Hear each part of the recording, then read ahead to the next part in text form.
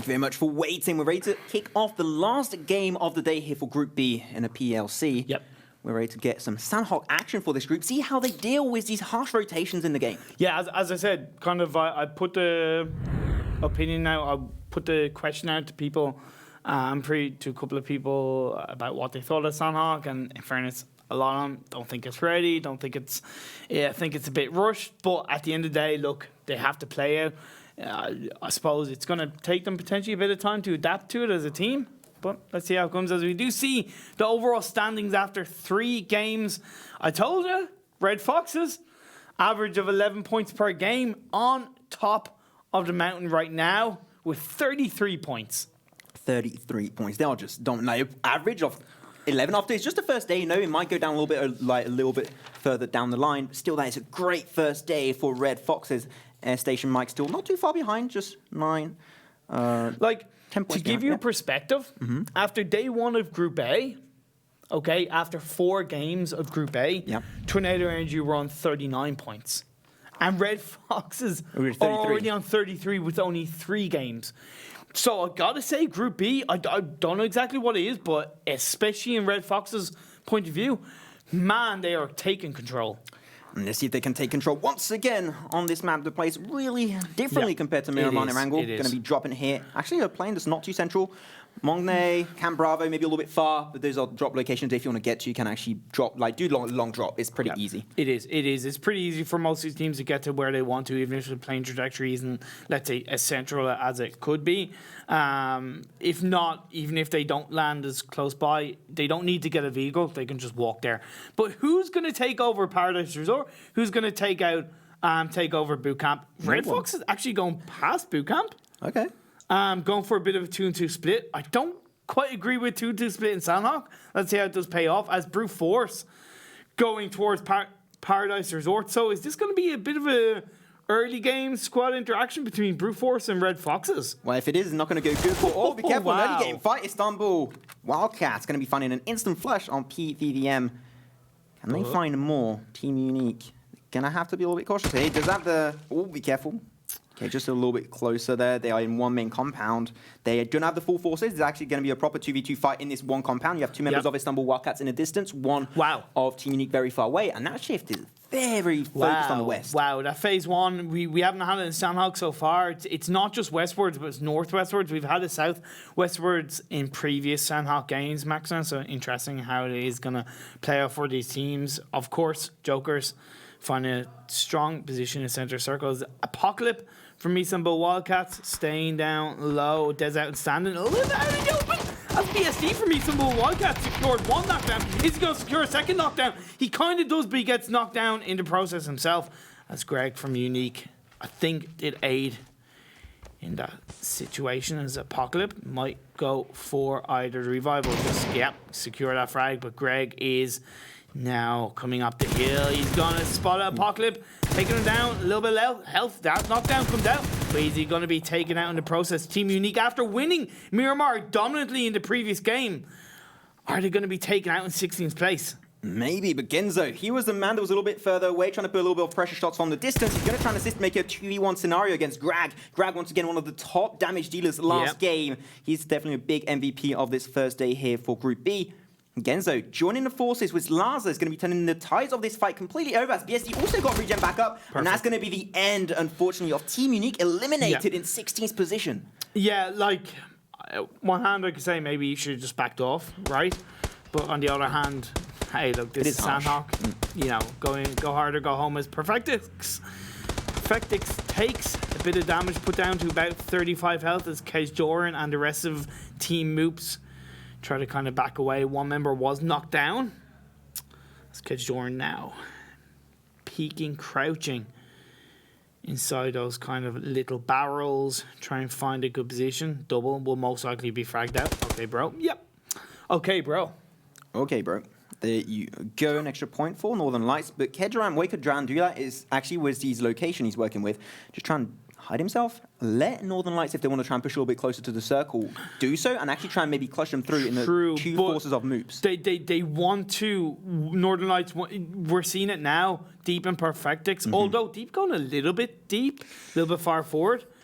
Yeah. Oh, Ooh. see, I was going to say, if you're going to push in, if you're going to scout out, whoa, okay, Whoa. Doran getting 2 knockdowns. This is going to be a one-man army situation. Is he going to get the 3rd knockdown? Did he peek behind the wall? He does on the okay, bro.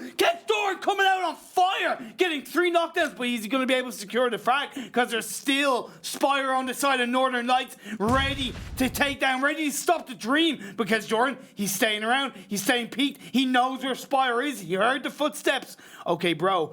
Is knocked down, but nothing can be done right now on the side of Northern Lights or even Doran. Just got to try and get the job done from either side. Doesn't have a grenade, unfortunately, but he's going to go for the rush. No, He wants to get that be careful, 1v4 fight against Spyro. Spyro about to peek on through. They're both playing the peak game at this point. They know exactly where both are located. We're just going to slow down just a little bit. If he does get that flush 2 on top of Kedran, he can try and res back up his ally. He's going to try and be a little bit surprised here on the right side, but he's just really trying to play as cautiously as humanly possible. Who's going to get the first pre-fire? Who's going to get the better play? Who's going to get the first peaks? As a shot's being fired out by Spyro. Oh, the grenade is going to be thrown. It's a smoke grenade, I believe. Oh, no, he gets knocked down as a frag comes out on the side of Northern Lights, and he will be able to, I believe, at least get the revive onto OK Bro. That flashbang was absolute pog. There you go. It was a flashbang. It was a flashbang. Yeah, yes. There it is, though. Airstation. They're going to try and get on the top of this mountain here. Going to get a little bit of poke. MOORPHEUS doing a lot of work on his own here. It is a little bit more spray action on top of ToWzErA. Going to go for the instant flush there. Nicely done. But it is a little bit split. There's only 2 members remaining. Actually, no. In the back, it's going to be Hugstar coming on through clutch with that flush on top of, once again, ELGIGANTEN. But Jazza's still there. Yeah, always there. He's never gone. He's never gone, indeed. There's still ELGIGANTEN around him. ghostar is in kind of background, deep in the bottom of the hill. Actually, no, he's not quite the bottom of the hill. No, he's actually dead. 6 foot under as ELGIGANTEN go down in 15th place. This is what I love about Sanhok. I know the teams don't like it because it's kind of, you don't really have that much time to think right. You land early on. There's a high chance you're going to come across a team within the first couple of minutes. But for me as a caster, for the viewers, I think it's nice early game action. They want some action. There you go. You drop on Sanhok. Huge potential. They're going for a pretty big split here. Multiple compounds, multiple houses under their control. So that's going to be great. They're also in a pretty good location. They have that coastline. So they do not have to rotate. They don't have to shift.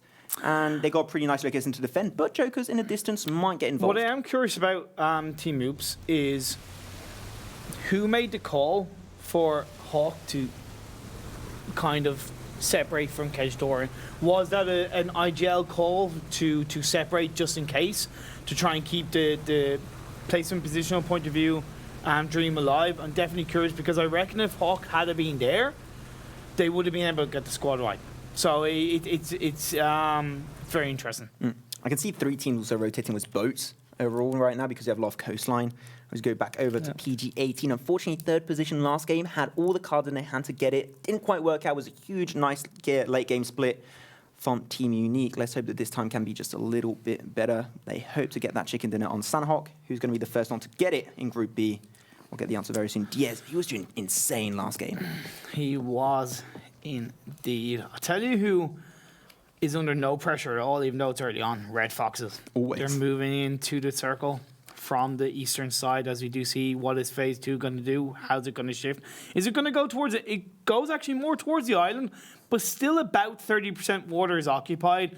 Most of the teams are already in the circle. Only Red Foxes, Brute Force, and Northern Lights, as well as No Tag Team and Istanbul Wildcats are outside of it, but they are kind of closing their way in. You could see kind of BetterLuckNxTime slightly bridge compound likes of MJ-Esports and PG18. It's going to be very interesting how that does play out. But as I said, Red Foxes, they're moving into the circle from the northeast side of this map. That's what they did last game on Miramar. Just avoid the fights, go for really late game rotation, just play on the very edge, even in the blue zone if you have to. That's not too much of a hassle. Be careful. This 4-man squad, no tag team. Once again, playing on the very, very coastline area here. They did rotate with boats. A team will be rotating soon. It's going to be Tempest. You might see them in the distance as we shift around this camera. Tempest is just very close by with those boats and might try and deny that compound away from no tag team. MJ-Esports, also a team trying to rotate. They did get into the main, what probably is going to be the main island of this late game. So that's just going to be a little bit safer because you still have a big island, like a lot of river in this zone. So trying to get through to the main island right now is going to be really important for most of these teams. It is, as you do see, Airstation Mike holding the center circle. Hugstar from Airstation. Again, I've said, my apologies. Airstation Mike currently the top of the kill leaderboard with 9 kills so far, followed by Juno from MJ and Perfectix. Not really surprised Perfectix is up there, to be perfectly honest, with 8 kills, but closely followed by Hawkeye and the Metabay, my apologies, as PG-18 they're in a solid position for now, but as Wookie Bookie and the rest of this Tempest team on the boat, getting to a bit of a safer position, but it's a 2-2 split. 2 are still in the water, 2 are outside the water, being shots fired from no tag team O'Connell and Naylor. Those drop, because that boat was just about to explode. They had to take a decision. That's going to be Tempest. Still, they have a 2-2 split, so even if they do die, they still have some remaining members on the mainland. True. So that's why a 2-2 split here is just a great move. It is. It's a safer position. Plus, when you're in a boat, you definitely don't want to have a full squad in a boat. Like, it's risky enough having full squad in the car, but having it in a boat, it's just, no. It's asking for trouble. You're asking for a Titanic situation. As Yort and Wookie Bookie doing a good solid job of as much as they can avoiding those shots coming out from no tag team. 29 damage connecting on Wookie Bookie. But they should be fine. Once again, if you do get knocked in the water, you're instantly going to get flushed out. Try and get to the mainland as much as possible. As a team might be actually fighting, but another team that did just no need to rotate whatsoever. They're in such a good position, but they did find Wookie Bookie. Unfortunately, again, taken out of the picture instantly. And also Hjort getting out of the picture. Hjort indeed. Huge potential. They hold a great position because they have the high ground of the hill around them. They have the compounds, but more importantly, because the water's behind them, the coastline is behind them, they only really have to worry about like a 180-degree angle, right? They don't have to worry about a 360-degree perspective, although Northern Knights are out on the other kind of island area down south, but they're probably going to look to shift up to the north. But this circle shift, it's gone up northeasterly. Red Foxes find themselves in a prime position. Airstation Mike, and of course MJ-Esports. Blaston, they don't know where he is. He could just come in and pull off the clutch move of the Sanctuary. On the top of the hill, he's got the members. They're coming on through. It is Blaston doing some blasting moves. Does like 3 noob coming on with a little bit more spray action with that M4, put him down to about 1/3 HP. Going to confirm that knock away. And now this slowly but surely, 4 Kings going to be closing on through on the members of Red Fox. Only 2 members remaining on their side. 3 not getting flushed away. Going to go for the Molotov. Not quite connecting on their side, but here it is. Jevles and Medibay. They're going to close on through. Those smokes do give them a little bit more range to get close. And Personal with the 2 remaining members. He did lose Kofest, unfortunately. Yeah, knocked down. Not going to help out too much. He does have a grenade. I don't think that's going to be helped too much. But if they're going to try and respond, and here it is, the high ground for Man. He's going to be doing the move, doing the plays. 1 member remaining on the side of Red Foxes. Unfortunately, despite that very passive move early, they're going to try and take them out this stage of the game. Yeah, I think he's going to go for the revive on the Blaston. GRISHKAPOWER is there in the background. Looking to take a couple of painkillers. Killers. See, Jevles has nowhere to go, to be perfectly honest. Arctics peeks in the window, Maken does, and pays the price by getting taken out from Arctics from the side of BetterLuckNxTime. And yep, Red Fox eliminated in 14th place. Gotta say, Blaston from 4 Kings. Clutch play.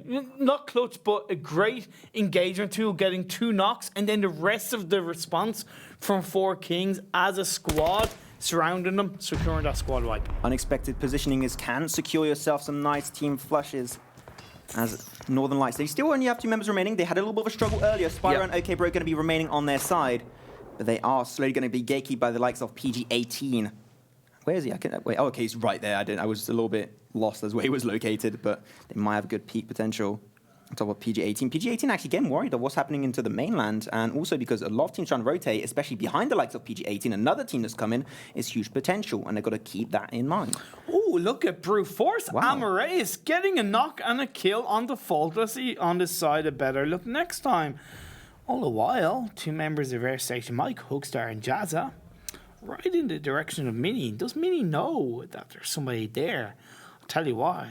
Airstation might know that Mini's there because it would have heard the footsteps. All the while, Nail up on the side of no tag team, securing a knockdown onto Hanny, not just a knockdown, but a squad wipe as Tempest go down in 13th place.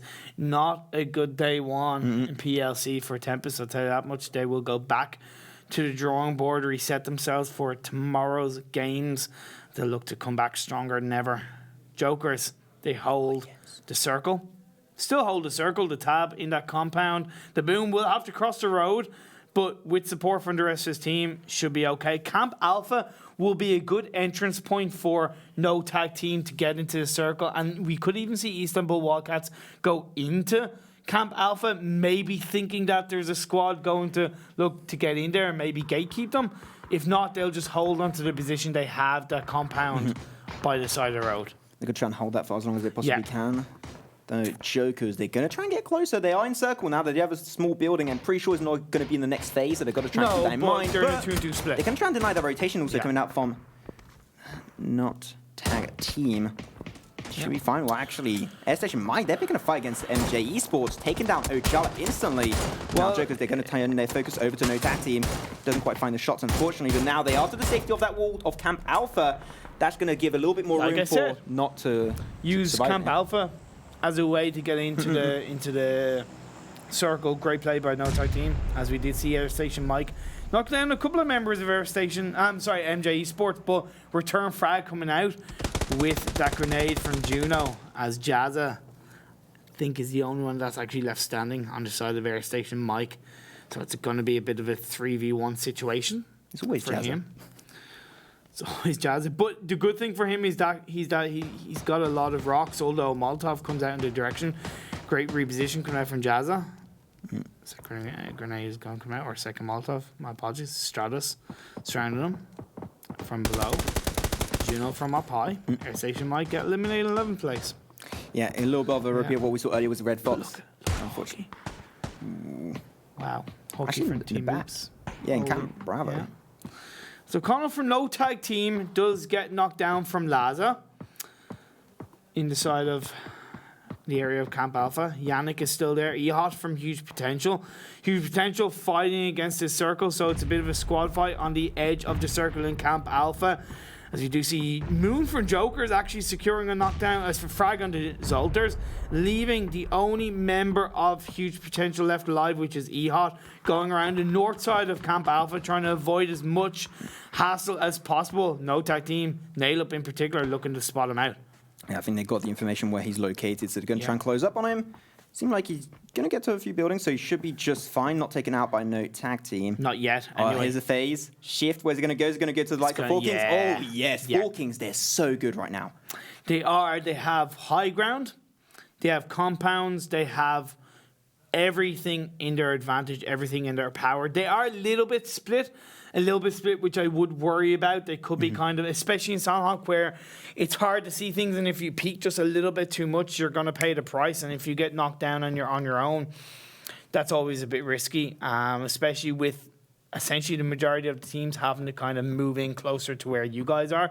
Istanbul Wildcats, they are just outside the circle. They hold that compound. They are able to somewhat gatekeep the likes of No Tag Team and Huge Potential. But all the while, PG-18 going up against Brute Force.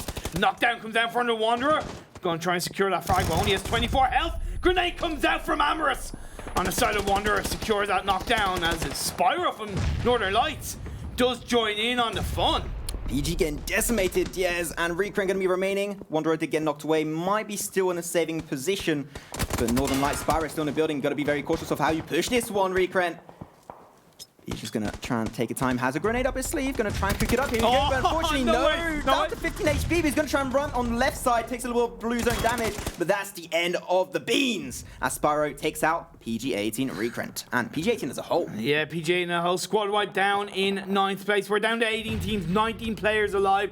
The third party could be getting a little bit stronger as Brute Force AmerouuS trying to drive his way through while taking shots from the side of MJ-Esports. MJ-Esports doing great as a three-man team so far. They took down Airstation Mike, looking to capitalize on the high ground position as AmerouuS just trying to drive his way through. He's the only one that's left standing from Brute Force. How did you see the play zone taking out one member of Istanbul Wildcats? Yes, Brute Force get eliminated from the side of I think it's MJ-Esports, as I kind of predicted. No tag team eliminated in 7th place. Suddenly, 5 teams, 12 players left alive. This is kind of Sanhok all in one. Yeah, the late game goes real fast. There it is, 4Kings. Just find one nice shot on top of the tab, and now he's going to spray on through with that M4. Nicely done. He stabbed right back. Wow. That was a little bit close there for my liking, but the tab will be flushed out by GRISHKAPOWER. I can't help but feel like GRISHKAPOWER kind of did fluff a couple of his shots. Yeah, a few there. But either way, job done in the end. Secures a frag for his side, as now he's going to turn his attention on to Seth from Jokers. Using those trees to his advantage, that's one thing, even though he's low ground. As 4Kings hold the high ground position, we have 5 teams, as I said, left standing. Team MOOPHEUS only have 1 player left.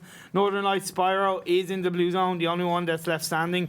Jokers has Set left going, as MJ-Esports has 3 players. Actually, no, sorry, Jokers have 2 players, but they are split north and south. Yeah, now there's points also to try and get on top of the hill here, and you have 2 routes there, very predictable. If you have, though, the boom from Jokers. And try and find Blast on. Gonna go in there with a Molotov. The boom should be just fine, but still the circle is closing up, and he's gonna have to force up. And he's gonna be faced against a 1v2 against the likes of 4Kings. Still trying to find an angle. One nice headshot, 67, nice. and this blue zone is on top of him. That's gonna be the end for the boom. But 1 member remaining.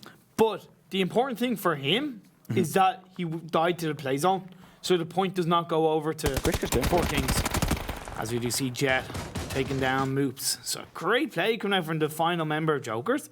Secures not only a higher placement standing, but another frag, another point for his side. As we're down to 4 teams, 8 players left standing. 3 members of MJ, 3 members of 4Kings, 1 member of Jokers, and 1 member of Northern Lights. Spyro going to be going strong, going to be like Spyro the Dragon. Maybe has a Molotov on his side to lit the fire the asses of their opponents. I thought he was about to fall there, man. You don't scare me like that. Oh my god. I'm scared of heights. Please don't do that to me. But here it is, 4Kings. They still have 3 members on their side. They know exactly. Like, it's only so predictable to know where they're going to come from. You just got to focus all of your firepower in one main location. That is huge advantage for the likes of 4Kings. Like, 4Kings have obviously a higher high ground, but MJ-Esports still have a high ground.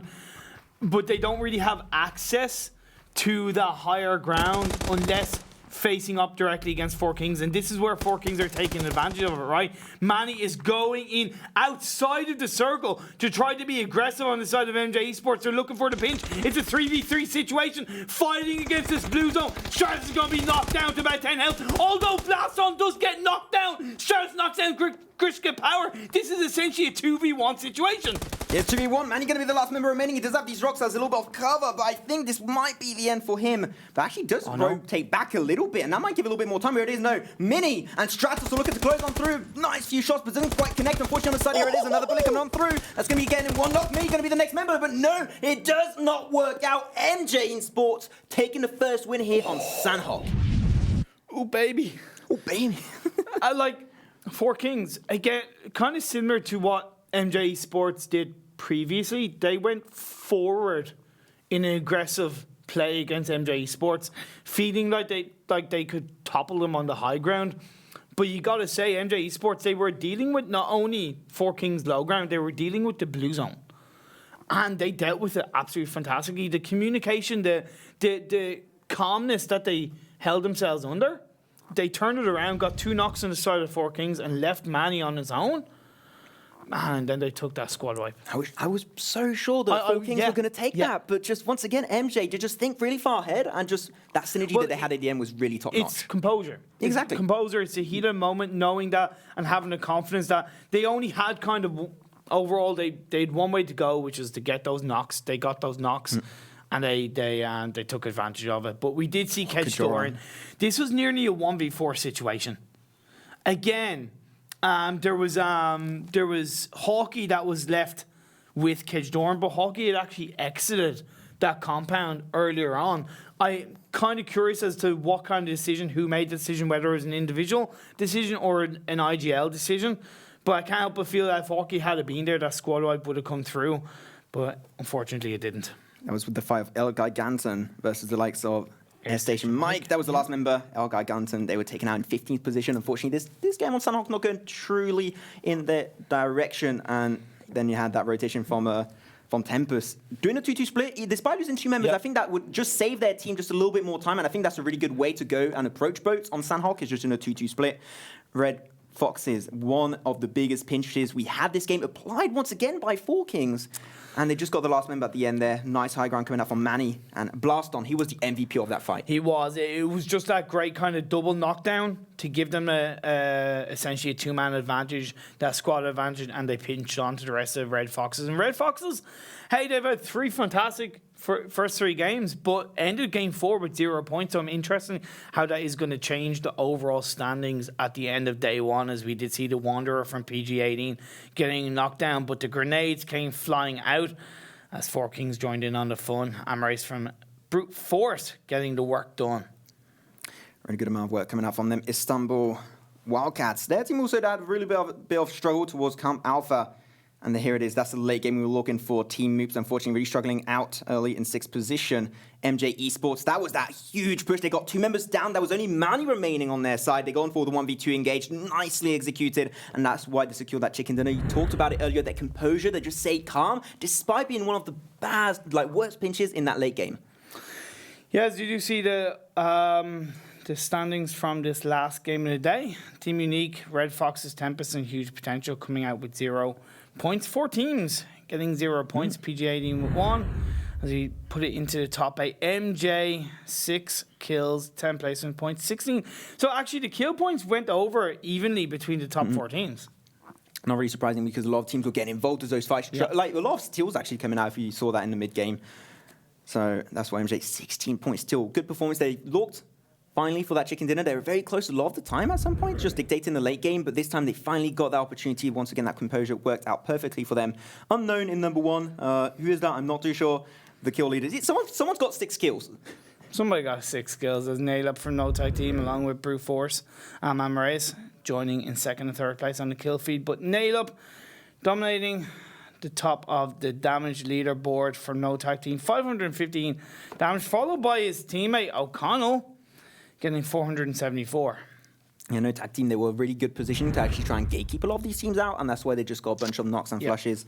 But here it is, the overall positioning of this first day. Red Fox 9 first position anymore. Unfortunately, as MJ going to be stealing that position away, followed very close by Istanbul Wildcats. It is very close at the top of the table at the end of the day, which I'm not surprised. Again, it's only day 1, so 4Kings in 9th place, 21 points, only 17 points behind MJ in 1st place. So, again, that's nothing. 1 chicken dinner. We've had 4 games, 4 different chicken dinners. The biggest winner from today has to be Red Foxes. 3 consistent high points finishes from them. And unfortunately, the last game was 0 points, but still to be in 3rd place, 33 points. That's still a high average points per game for day 1. One team also just struggling a lot is Tempest. There's only 2 points today. Yeah. It's only day 1, but they can catch up on the next few days. It's completely fine. Just a good game is enough to come back as we go over the schedule for tomorrow. It's going to be 1 hour later than usual at 19, well, actually you say 7 p.m. in English time. 7 p.m. Central European Summer Time. We'll be back here on the PL_Esports Twitch channel, starting off with 1 Angle, double Miramar, and 1 Sanhok game once again. Thank you so much for watching the stream today. Hope you had an absolute blast of a good time with us today. My name was Maxman. Join was Imperium as always. Thank you so much for watching. See you next time.